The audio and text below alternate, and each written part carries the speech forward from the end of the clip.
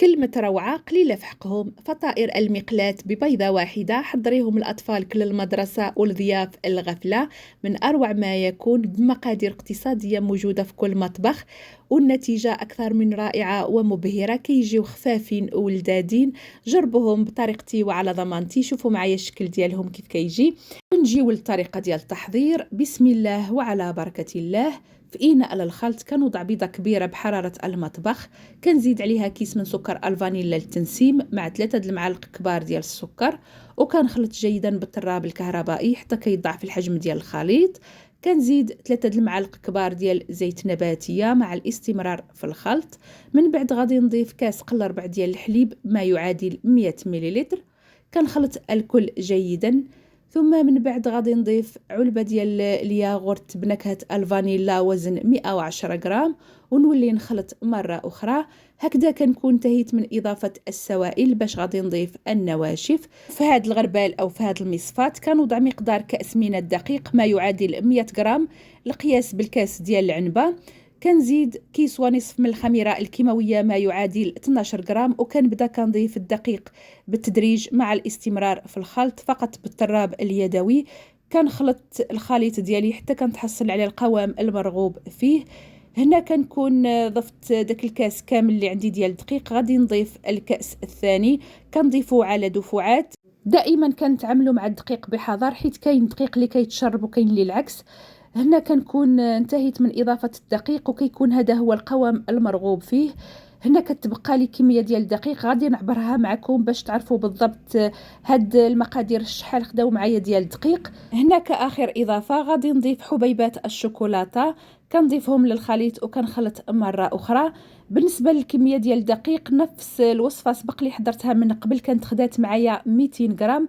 هنا غادي نوزن معكم الدقيق اللي تبقى لي في الكأس. هذا ميزان إلكتروني. كنوضع الدقيق ديالي في هذا الكيس وغادي نعبرو معكم باش تشوفوا بالضبط. وكيف ما كتشوفوا معايا الكمية ديال الدقيق المتبقية هي 60 غرام بالضبط.